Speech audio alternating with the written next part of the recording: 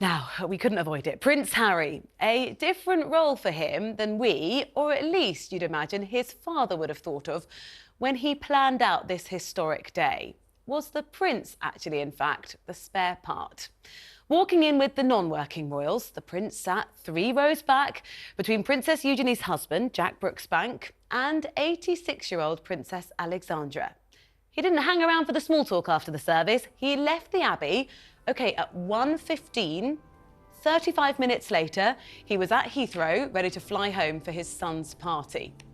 Following the ceremony, though, the newly crowned king allegedly made a toast at a sort of post-coronation family celebration, a toast to his grandson, saying, "Happy birthday, Archie, wherever you are."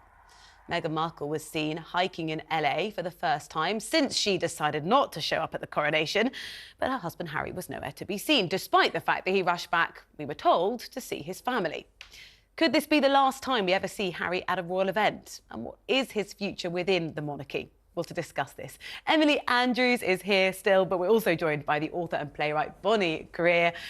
Bonnie, was that it for Prince Harry? He's done his duty, he came, but he left pretty quickly. Will he be back in any capacity as a member of the royal family? Well, what LA is 8 hours behind, so the guy probably need to get some sleep. So that's one reason we didn't see him, I think. And I think the door is open for him. He's still a young man. He's still making his decisions about his life. By the way, I think that his appearance and the way he conducted himself was absolutely pristine. It was adult. He was in the right space. He was in the right place. He had his service medals on, which was wonderful to see.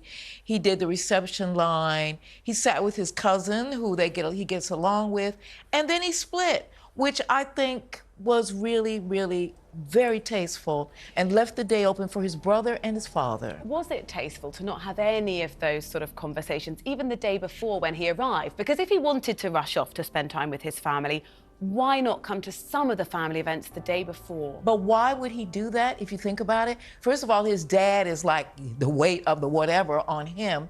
Then Harry shows up and says, "Dad, I really want to talk to you about," no. He did the right thing. We don't know what their private conversations are. We have to admit that. But Harry did the right thing for the public. He did the right thing by his dad.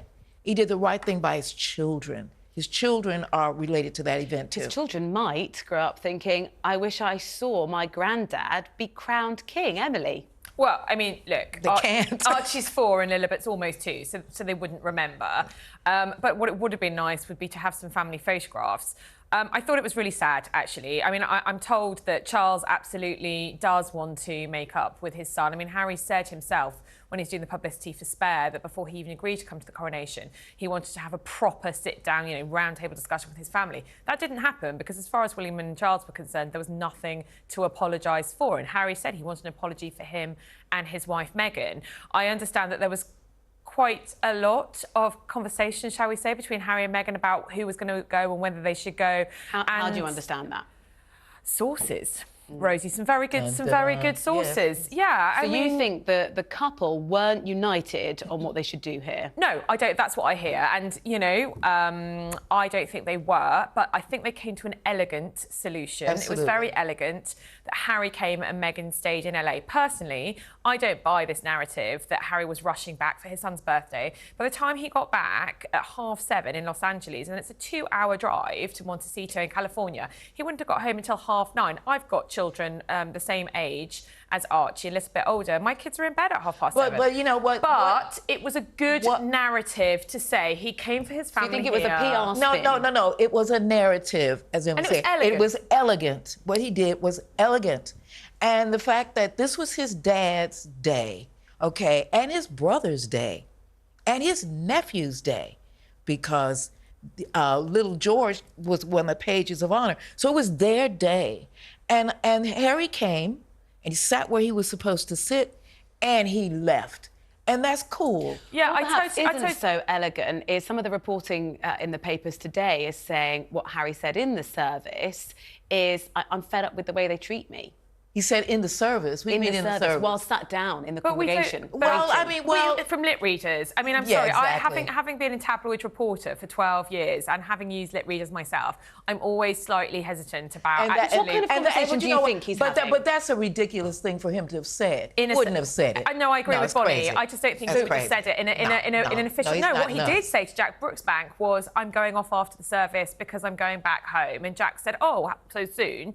And Harry said yes, and that's absolutely fine. Sure. Look, I think we all know that there is no love lost between Harry and William. And as Bonnie said, there was absolutely no opportunity this weekend for Harry to have any proper conversations with his family. So that is why he came, he did his duty, and then he left. And it would have been inappropriate for him after this point, and I think, again, that's what's elegant about it, for everybody concerned. Yeah. It would have been inappropriate for him to intervene, because that's what it would have been. So he kept himself to himself. No, he didn't. He was there. He didn't keep himself to himself. He was there. He was with his cousins, the Duke of York's children, who he's close to. He was with his grandmother's cousin. He was in his space. I guess some people would say, but not with his brother. Yeah, and not with but his that dad. wasn't going to happen because. Could it happen? No, That's the wait a thing. minute. Listen. But We, why no, couldn't it? we have to be grown up about this. What this guy said in his book is going to take a lot of healing, and in a way, it ain't our business. Okay, so I think that what he did, and I'm going to go back to that. The king made a beautiful ceremony. It was elegant. It was beautifully woven. There were subtle things in it. I had 2 friends in it, and it was amazing. But I think that we need to focus off Harry and Meghan for a bit, let them do their thing, and keep our eye on the new king and the Prince of Wales, because that's the show. I totally agree with Bonnie, because even in the reports of so after the King and Queen went back to Buckingham Palace, we saw them on the balcony, then there would have been the official portraits that we talked about, then there was a lunch, quite a late lunch. They must have been, hungry. Exhausted. ravenous. Maybe not as hungry as the guests who And had to that was- arrive at I know. 7:30 and wait. That's the No, price. But at the lunch, reportedly, he and I'm sure this is accurate. He raised a glass to his grandchildren. So Prince George obviously had been one of his pages, Louis and Charlotte, who behaved impeccably, and then also Archie and Lilibet. But the focus of the story is not that all 5 grandchildren, and he actually said, raised a glass wherever they are. I mean, it was really rather sad, actually. But the focus of that is not that he raised a glass to 5 grandchildren. It's he raised a glass to Archie, and this kind of slightly hysterical Well, it's focus. crazy. It's Archie's birthday, but again, it's very important that we realize that Harry didn't have to be here. Harry, if he hadn't come, there were a lot of people who would have said, "Oh, I get it. I know I wouldn't do it either." I think he did have to come, actually. Well, no, I'm saying he didn't have to come in the sense that he had to bring himself here, Okay. but he had to come for history, and he had to come for his children, and he had to come for his grandmother. So he came. Bonnie, I wonder, what do you think would make Harry happy? I think, oh, wow. An apology. Well, I think he needs an apology, but I think for the king to make one is to acknowledge a whole lot of stuff that is private. I think that William, who knows what's going on with William and Harry, but I can tell you one thing. The first time that I ever heard the word basher when I came and moved here was when William was a little boy. He used to beat people up. So I can buy that from Harry. Harry is going through a process. He's doing it in public. He's admitting he's doing it in public. And that's the way it's going to roll.